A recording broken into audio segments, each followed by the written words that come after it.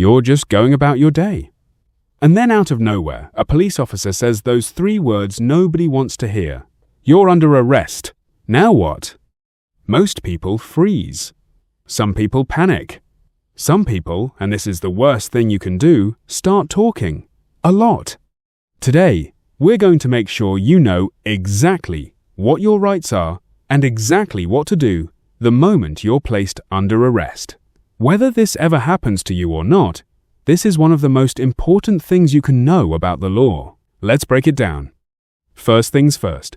Being arrested does not mean you're guilty of anything. It doesn't even mean the police are sure you did something wrong. An arrest simply means a police officer believes there is probable cause, a reasonable basis, to think you were involved in a crime. Probable cause is a legal standard. It means more than a hunch, but it's nowhere near the level of proof needed to convict you. An officer can arrest you on probable cause, and a jury can later find you not guilty. Those are 2 completely separate things. Now, once those handcuffs go on, a clock starts ticking. Your rights kick in immediately. And knowing those rights can make an enormous difference to what happens next. You've almost certainly heard this before, maybe on a TV show, maybe in a movie. You have the right to remain silent. Anything you say can and will be used against you in a court of law. You have the right to an attorney. That's the Miranda warning. And it exists because of one man, Ernesto Miranda. In 1963, Miranda was arrested in Arizona on serious charges. Police questioned him for 2 hours. He had no idea he could refuse to answer. He confessed, and that confession was used to convict him. His lawyers appealed all the way to the Supreme Court, arguing that Miranda didn't truly know his rights when he confessed.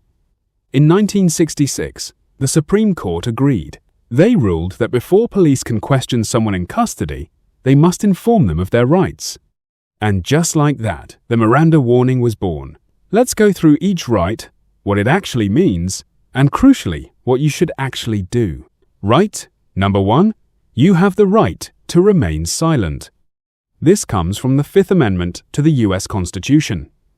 You cannot be forced to say anything that might incriminate yourself. Full stop. This is the famous pleading the 5th. You are not required to answer police questions, not about where you were, not about who you were with, not about what you were doing. Here's what you actually say. I'm invoking my right to remain silent. That's it. Say it clearly, say it once, and then stay quiet. Important. Silence alone doesn't invoke this right. Since a 2013 Supreme Court case called Salinas v. Texas, courts have said you need to explicitly state that you're invoking your right to silence. Just going quiet might not be enough. Right number 2, you have the right to an attorney. This one is from the 6th Amendment. You have the right to have a lawyer present before and during any police questioning. This is not just for people who can afford expensive lawyers.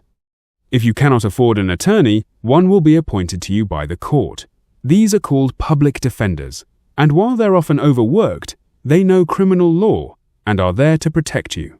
Here's what you say. I want a lawyer. I will not answer questions without a lawyer present. Once you say those words, questioning must stop, legally. Police cannot continue interrogating you until your lawyer arrives. If they do, anything you say may not be usable in court. Right. Number 3. You have the right to know what you're being charged with. You don't have to sit in the dark. Police must tell you why you're being arrested. Not all the evidence, but the basic charge. Are you being arrested for theft? Assault? Possession of something? They have to tell you. At arraignment, which is your first court appearance, usually within 48 to 72 hours, the formal charges are read to you officially. That's when you'll also enter a plea of guilty or not guilty. Right number 4. The right to make a phone call. This one is often misunderstood. It's not specifically in the Constitution, it comes from state laws. Most US states give you the right to at least one phone call after being booked. Who should you call? Ideally, a lawyer. If you don't have one, a family member who can help you find one. Use this call wisely and assume it may be recorded. Yes, jail phone calls are typically recorded. Don't discuss the details of your case on that call. Okay. Now that you know your rights, let's talk about the 3 most common and most damaging mistakes people make in the moment. Mistake 1. Talking. 2. Much. This is the big one. When people get nervous, they talk. They try to explain themselves, prove their innocence, make the officer like them. It almost never helps. Everything you say can be taken out of context, misremembered, or used against you later. Even true, innocent statements can hurt you. Saying, "I wasn't even near that building," might later conflict with CCTV footage, and now you look like a liar, even if you were just confused about the location. The golden rule: stay quiet until you have a lawyer. Mistake 2. Resisting arrest physically or verbally. Even if the arrest is illegal, even if the officer is wrong, physically resisting makes everything worse and adds new charges. If you believe your arrest is unlawful, the place to fight it is in court, not on the street. You can calmly and clearly say, "I do not consent to this arrest," that creates a legal record without putting yourself in physical danger. Mistake 3. Consenting to searches you don't have to agree to. Police sometimes ask, not demand, to search your belongings, your phone, or your car. If they're asking, it usually means they don't have a warrant. You are allowed to say no. Say it calmly. They may search anyway if they believe they have legal grounds, but you've preserved your right to challenge that search later in court. Let's quickly walk through what happens after you're arrested, so nothing surprises you. Step 1. Booking. You're taken to a police station or jail. Your fingerprints and photo are taken. Your personal belongings are logged and stored. You'll be placed in a holding cell. Step 2. Arraignment. This is your first court appearance, usually within 24 to 72 hours of arrest. A judge will formally read the charges against you. You'll be asked to enter a plea: guilty, not guilty, or no contest. Almost always, with a lawyer's guidance, you'll plead not guilty at this stage, even if you're considering other options later. This preserves your options. Step 3. Bail or remand. The judge decides whether to let you go home while your case proceeds. That's bail, hold you without bail, which is remand, or release you on your own recognizance, meaning your promise to show up to court.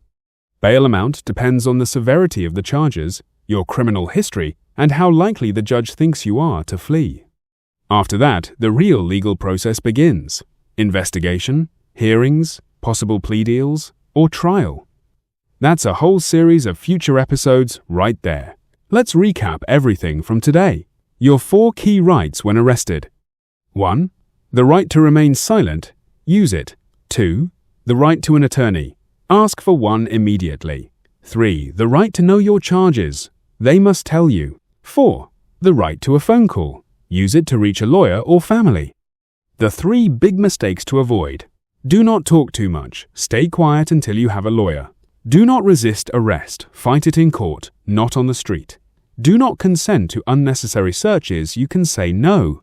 And the most important thing to remember above all else, get a lawyer.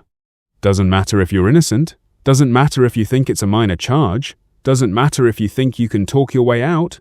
Get a lawyer. That is the single best thing you can do for yourself the moment you're arrested. That's it for episode 1 of Stickman Law, the show where we break down how the legal system actually works, no law degree required. If you found this useful, subscribe, because next week we're going inside the courtroom itself, opening statements, cross-examinations, objections, the whole drama. You won't want to miss it. See you next week, and hopefully not in handcuffs.